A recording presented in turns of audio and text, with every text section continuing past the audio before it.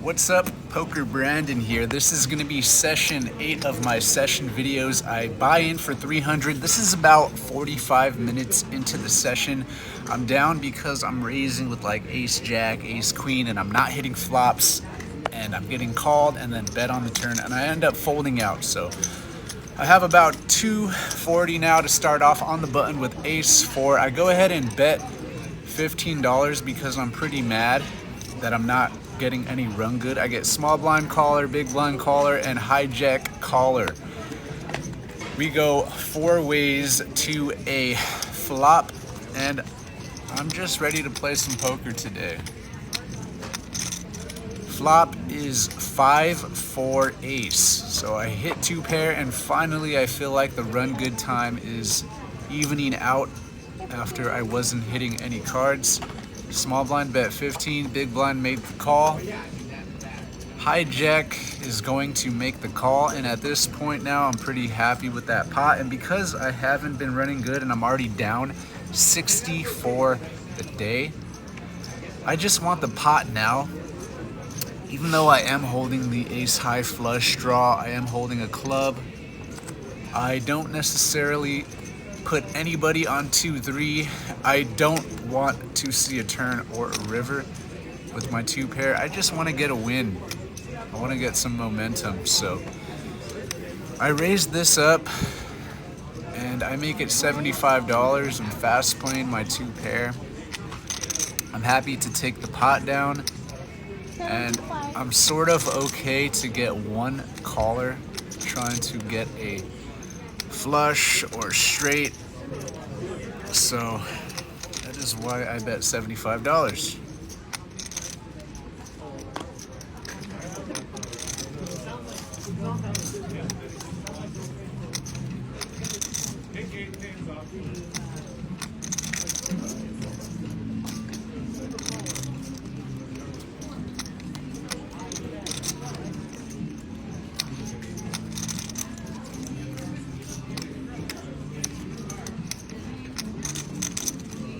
Okay, so you can see small blind folded, big blind took a long time before he goes all in. I'm not gonna act like I know how this guy plays, but I'm never folding here. So there's a fold and then action's on me. I'm never gonna fold at 2 pair with the ace club in my hand. I feel like he might have a flush draw here, but I'm hoping he has like an ace jack, ace 9 type hand, maybe ace 2, ace 3. But he shows ace 10, and I got my money in good. I don't show my hand. I don't need to save any face. I'd rather keep my hand concealed. I don't want the table to know I did have him beat on the flop, and he got lucky on the turn. I lose, and it feels like I took a bullet to my stomach because he only had 3 outs. I suppose I could have got counterfeited, but technically he kind of only had 3 outs and he got there on the turn, so it really sucked. It felt like I got money taken out of my stack against my will. But that's poker and that happens, and you got to shake those off and just focus on the next hand. So here's the next hand. Hijack limps, cut off limps. And action is on me. I'm sort of angry, so I want to throw up a sneaky bet, sneaky raise. I bet $20 to conceal the strength of my hand. My hand is 5-8 suited, but betting like that, I could definitely rep higher cards, and it didn't matter because I won that flop. Let's go to the next hand. Okay, next hand, hijack bets 15. Now hijack, during the session, he sat in that seat the entire session. He had a relatively 2x, 3x stack as far as the buy-in being 300. His stack always remained around 500 to 1,000, so he was the big stack at the table. Other than OG way up at the top in the 3 seat, he also had about $600 steady throughout the session. They were the hijack though was the one who was getting very active every single time pre-flop. He was the super active guy at the table, and he definitely knew how to play some poker. You saw that he bet 15 with ace king offsuit. I'm always probably maybe 90% of the time I'm gonna 3-bet that 3x. You saw that I did. He made the call. We went 1v1 to this king 4-9 flop. Hijack is one to go ahead and always bet flops. Definitely keeps the pressure on you. He was a solid player, but there were some kinks in his game that I sort of found out and took advantage of by the end of the session. So he bets 65. He leads out, which I find rather weird. When he leads out like this, I really feel like he's weak. I feel like he doesn't really have a strong hand, because leading out at this king 4-9 flop with no flush draw, like barely a straight draw, I just feel like he might have like a 10 jack, queen 10, jack 10 type hand. And because I've lost so much already, I just want to fast play my top pair, take some safe money, and slowly build momentum and get some money in my stack the safe way. So I raise it all in. I'm not going to take any chances in case he does have a queen 10, queen jack type hand, even though his odds are super low. Like, he's probably not going to hit his gutter. If he has that, I don't want to necessarily get another bad beat right now. So if he's going to go for some type of draw, or maybe he just has a 9, I'm not going to see if he's going to get lucky on the turn or the river. I just want the pot now. So that's why I raised it up all in. I feel completely safe with my ace king, top pair, top kicker. So I feel pretty good. And even though I feel even better when he doesn't snap call, I don't necessarily want call. I just want to win the pot. I want to get some money going my way, and that's pretty much how I felt at this point in the session. I'm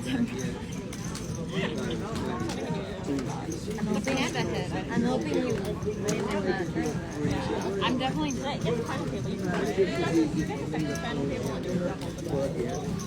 So my ace king holds up. I don't have to see a showdown. I get to take the pot. I'm happy to see it. And we're going to go into the next hand consecutively. Oh, mine, I was chatting away.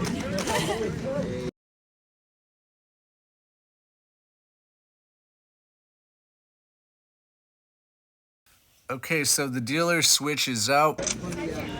This is the very next hand from that hand. At this point in the session, I would say this is about maybe 2 hours, 1.5 hours into the session. I look down at a king of diamonds. There's a low jack limp, and I'm going to see a jack. I'm going to have king jack offsuit during this hand. So just because I got involved last hand and I raised it up, I'm going to definitely keep that in mind, but I'm still going to play king jack the way I would if I hadn't played a hand in a while. But when I'm playing poker, I'm always keeping track of when was the last time I raised, when was the last time I opened the pot, pre-flop, what was the last hand I've shown. And I'm always keeping track of that, because all of these things matter when you're playing poker on a table with players who you're seeing them play hand after hand after hand. If you see a player play multiple hands non-stop all the time, you can pretty much tell that they're not playing only premium hands. Low jack checks it on this flop, 10-3 ace, and I have a gutter. And I also have a backdoor diamond draw. So even though I don't really have nothing yet, I'm going to c-bet this a lot of the time. I bet 15, low jack makes the call.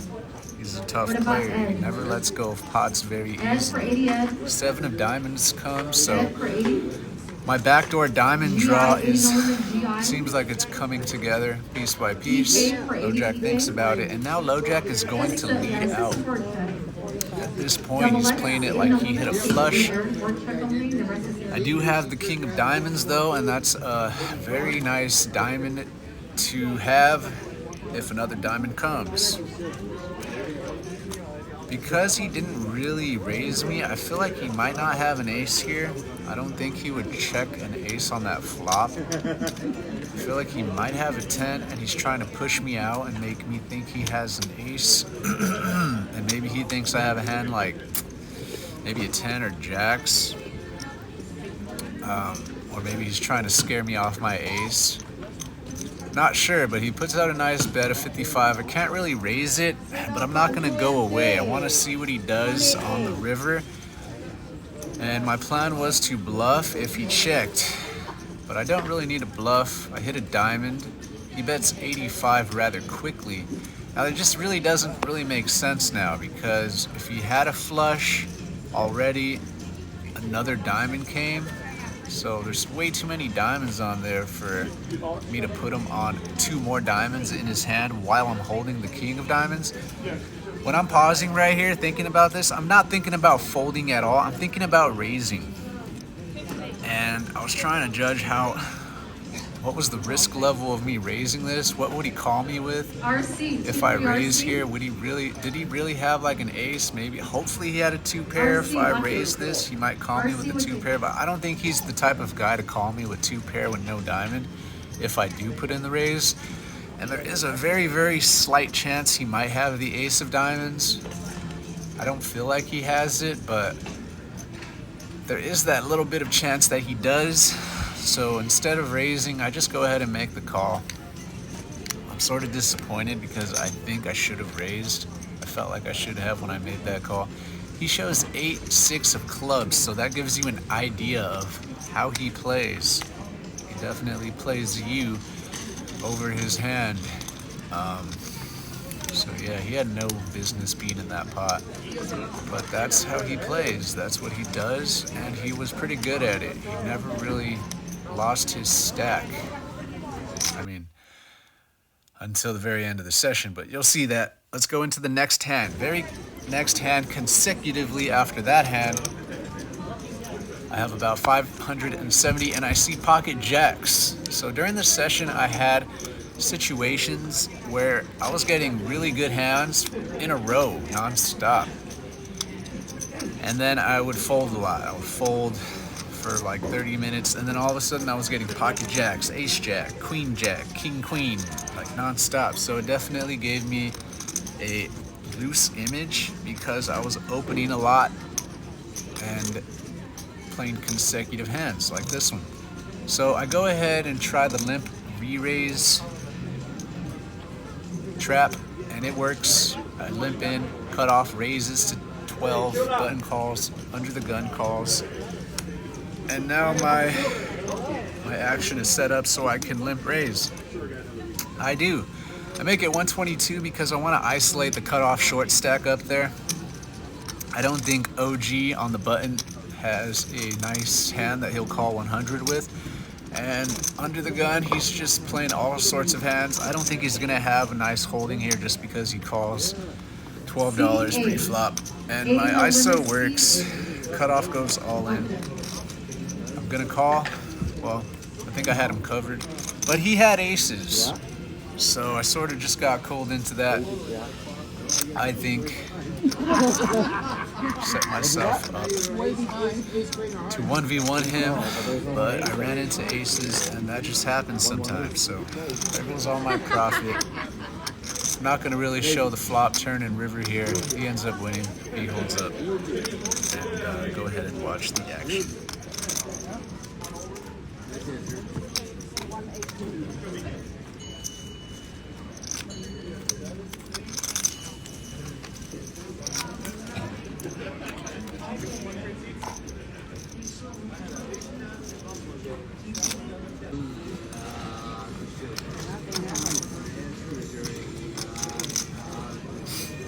Okay, this is going to be hand number 6 of this session out of 13 hands that I played, and I'm on the big blind. I have $460.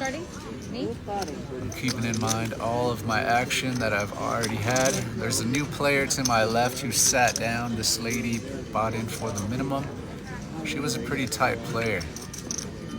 She He limped in a lot and folded a lot on every flop. So I see all those limps, and I have Queen 8 of Hearts. Now, just because there's so many limps in there, I'm going to try to isolate one player and play them.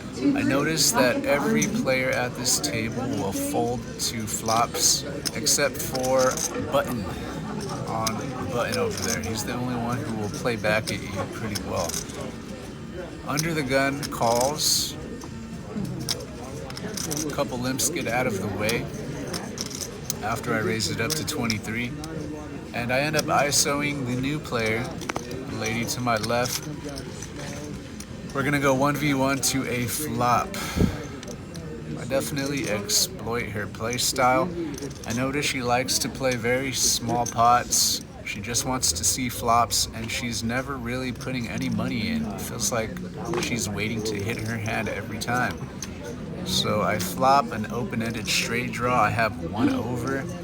Because she only has $80 behind, I want to bet big here. Because I raised it, I could definitely have any overpair at this point. So by going all in for 80, I definitely keep my range up in the high pocket pair section. So it's going to be hard for her to make a call with like ace-10 suited, even a 9 or 7 or 6.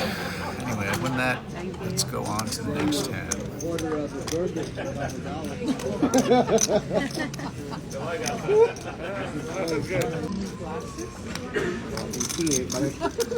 Okay, let's move on to hand number 7.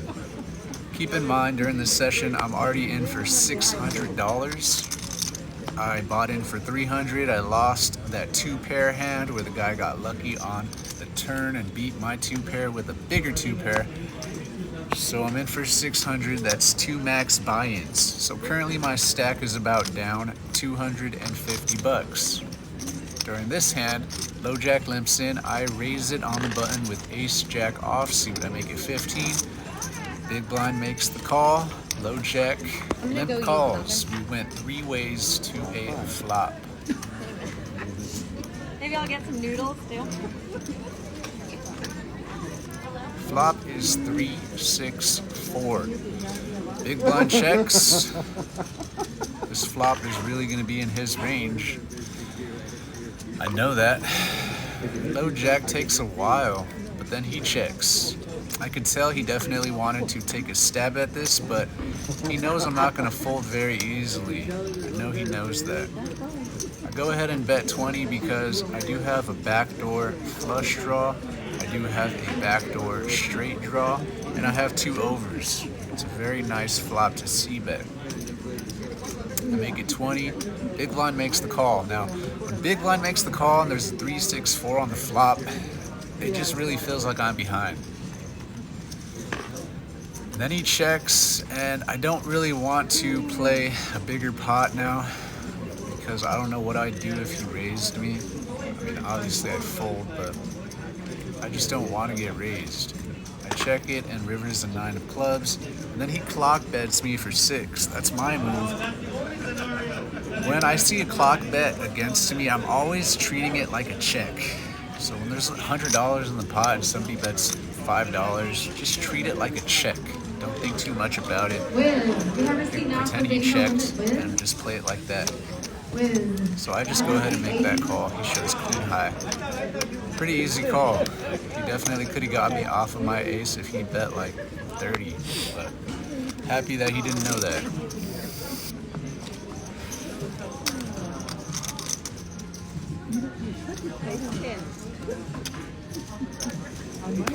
Okay, hand number 8 of the session. Under the gun, player there. That's $10. He opens it up. New player, +1 comes in. He makes the call. I have another ace jack offsuit.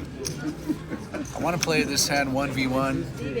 I go ahead and 4x raise it up to $40. I'm trying to take position here. I don't want anybody calling behind me in a better position than me. Under the gun player there, he's the most active player at the table. I kind of feel like he's never going to fold it to a 3-bet when it's about 3x, 4x, 2x. He's always going to play and see a flop. New player folds. We get his dead money into the pot, and we go 1v1 to a flop. Flop is 2, 4, 6. I hate to see this type of flop. I don't have any spades. I pretty much just have 2 overs and a backdoor straight draw. Under the gun looks like he was about to put out a bet, but then he checks. Not sure what to make of it. I'm confused. I want to play a small ball. I check it, and then immediately on the turn he bets 50. Given that a flush got there, I don't want to really get involved in this hand, so I'm taking it the safe route and I fold. I'm going to let him have it.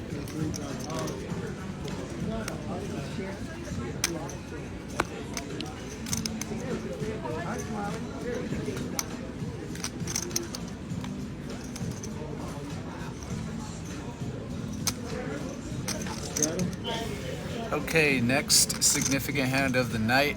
I'm on the straddle for $6. I will normally always straddle because I like taking advantage of the limpers if the table is a heavy limper table. New player hijack bets 15, cutoff makes the call. Small blind makes the call, and because I have a discount with my 4-7 offsuit, it's actually an ugly hand, but I'm gonna call because it's only $8 more, so why not? Actually, it was $9 more. Anyway, I flopped an open-ended draw, but I'm not really gonna try to take this pot. I'm gonna check it to the aggressor. The aggressor checks, cutoff checks, and we go to a turn. Turn is an ace of spades. I think that's gonna be in the aggressor's range. Everybody checks it around though. So at this point, my straight gets there. And what do you know? Active player, most active player at the table bets $25. If there was any player out of the 4 of us that is going to try to take a stab at this with nothing, it's going to be him. I don't think he's going to have a flush, so I try to get some more value with my straight here. I make it 50, min raise. After he bets 25, the aggressor and OG fold, but he folds too. I end up winning. Do we have an 80 no limit seat? Good idea. That's what I need. Do we have an 80 no limit?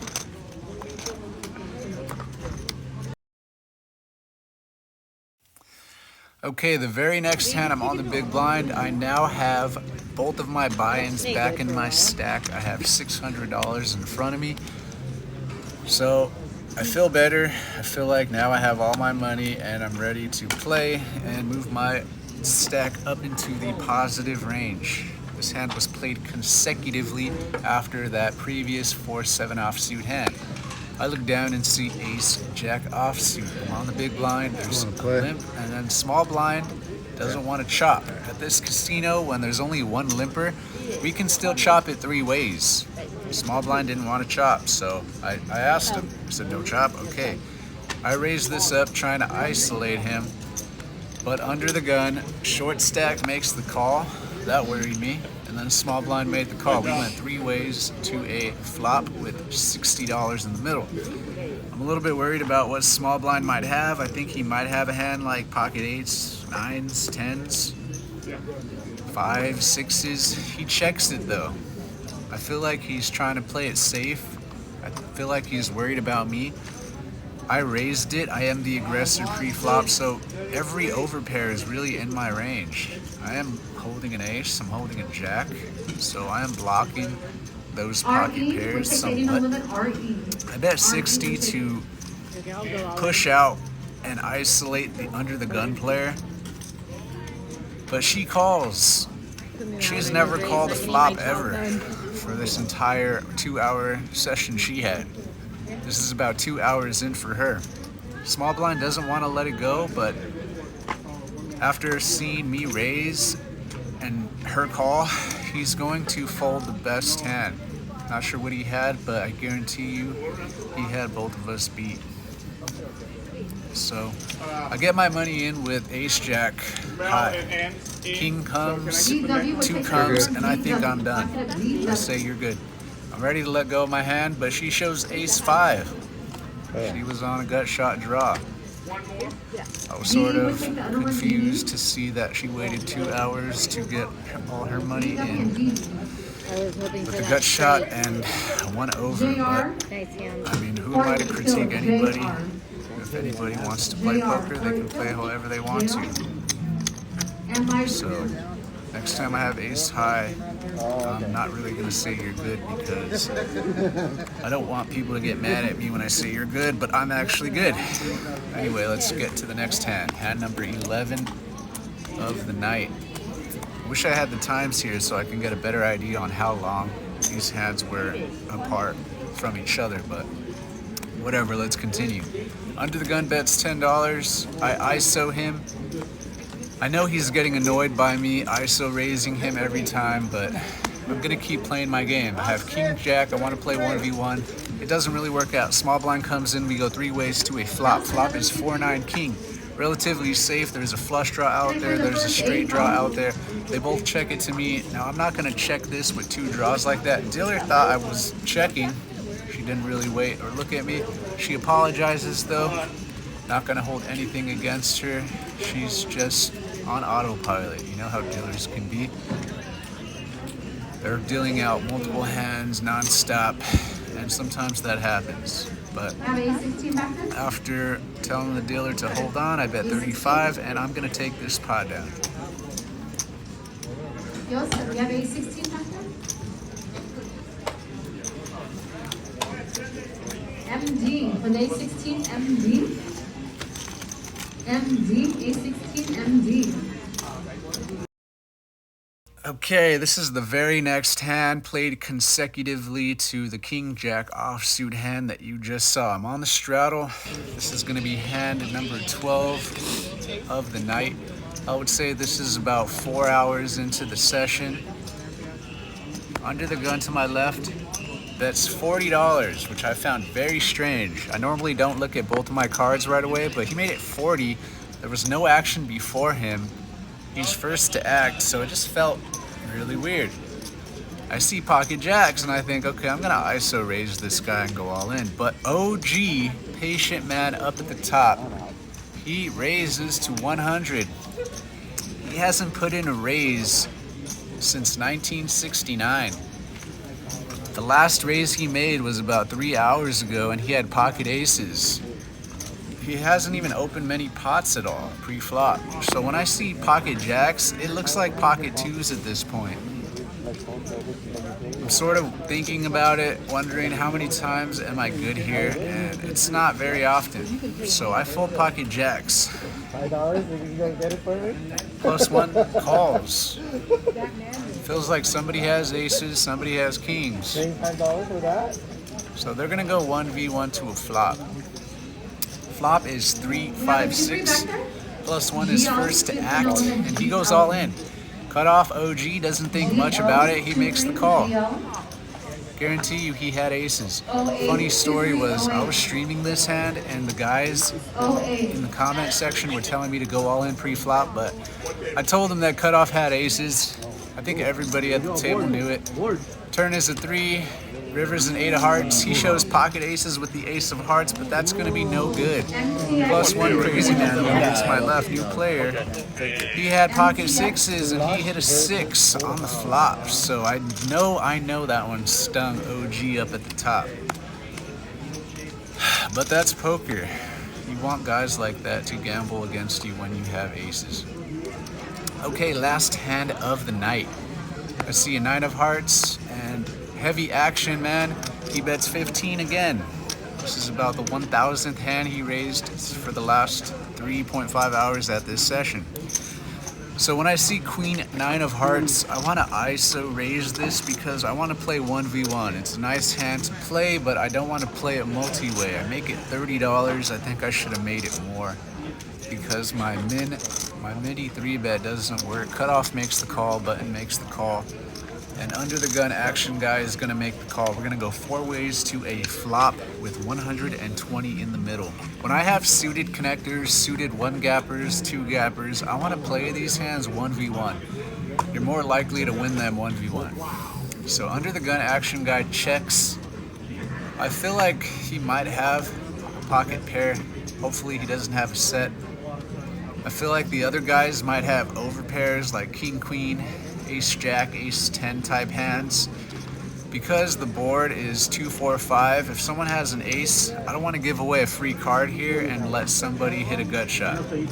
I make it $45. By betting here, I still have equity if somebody has an overpair because I have a flush draw.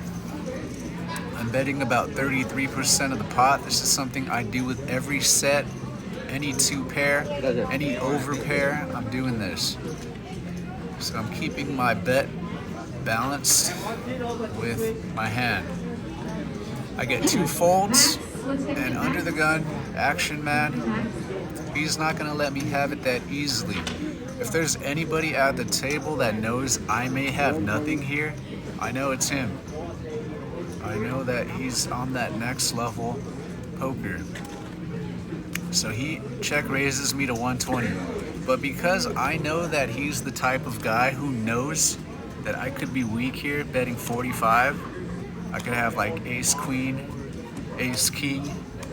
I know that when he raises, it's not always going to be that strong. He's the type of guy to do this with 6, 9 of clubs in his hand right now.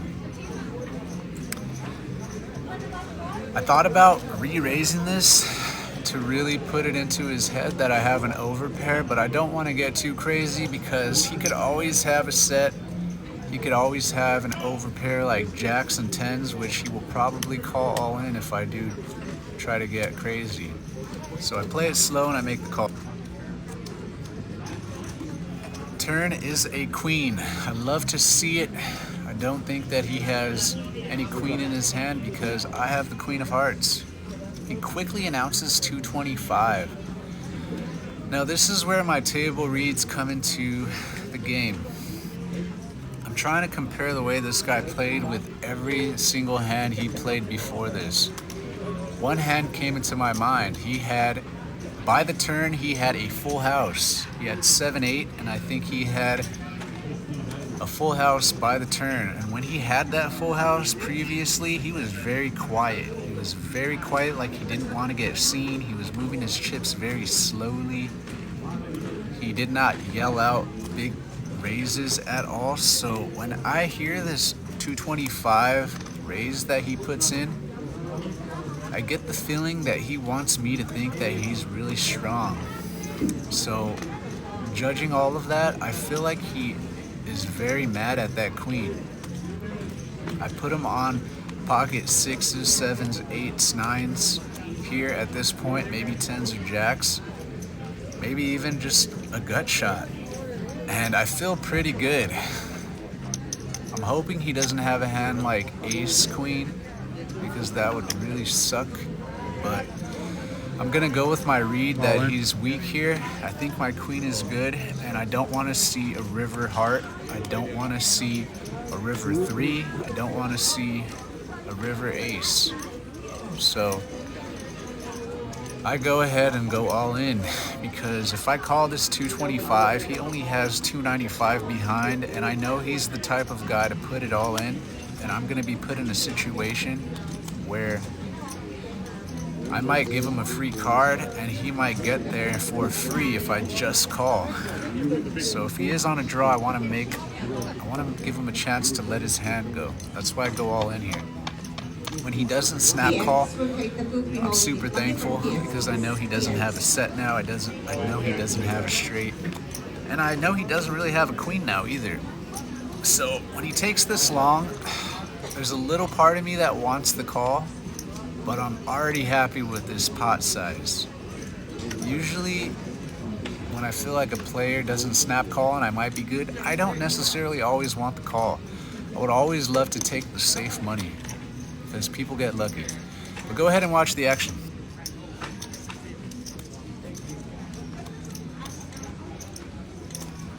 Thank you.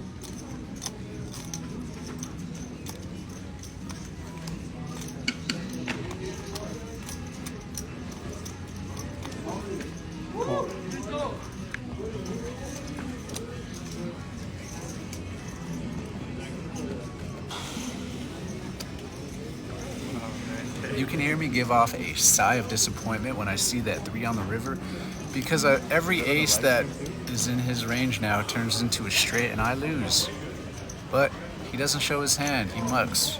I wouldn't be surprised if he had a hand like pocket 7s, pocket 8s there. I would be the type of guy that could bluff there on the turn with the flush draw myself. I don't always have a queen here in this point in this situation. I do have lots of flush draws in this situation where he's good with pocket 7s, 8s, 9s, 10s, jacks. But I wouldn't be surprised if he had like maybe 5-7 in this situation. Anyway, this is going to conclude my session here. I think it was about 3 to 4 hours. I was in for $600 and I left with $1,345. I'm PokerBrandon. I make short videos.